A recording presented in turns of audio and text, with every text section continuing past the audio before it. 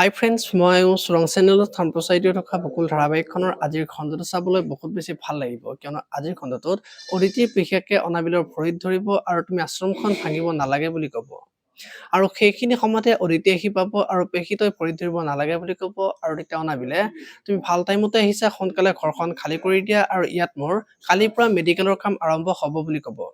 আৰু তুমি ইয়াত থাকিয়ে ডক্তৰ হৈছিলা আৰু বহুতো মানুহৰ জীৱন ৰক্ষা কৰিলা, কিন্তু এতিয়া নিজৰ ঘৰখনে ৰক্ষা কৰিব নোৱাৰিলা বুলি অদিতিক ক'ব।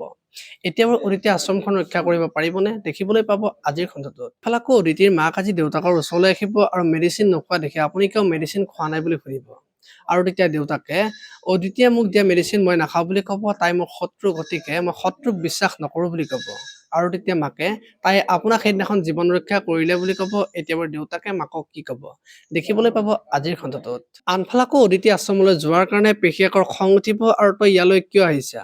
তোৰ কাৰণে সকলো শেষ হৈ গ'ল আৰু তই এতিয়া অট্টালিকাত থাকিবি, এই অনাথ শিশুবোৰ ক'ত থাকিব তই এবাৰ ভাবি চাইছানে? তই কেৱল নিজৰটোৱে চিন্তা কৰিলি বুলি অদিতিক ক'ব। আৰু তেতিয়া অদিতিৰ মনটো বহুত বেছি বেয়া লগা দেখিবলৈ পাব। এতিয়া বাৰু অদিতিয়ে কি ক'ব দেখিবলৈ পাব আজিৰ খণ্ডটোত। আপোনালোকে বকুল ধাৰাবাহিকখন চাই কেনেকুৱা পায় কমেণ্ট কৰি জনাব। আৰু যদি আপোনালোকে এতিয়ালৈকে চেনেলটো ছাবস্ক্ৰাইব কৰা নাই, তেতিয়াহ'লে চেনেলটো ছাবস্ক্ৰাইব কৰি বেল আইকনটো প্ৰেছ কৰি দিব। ধন্যবাদ।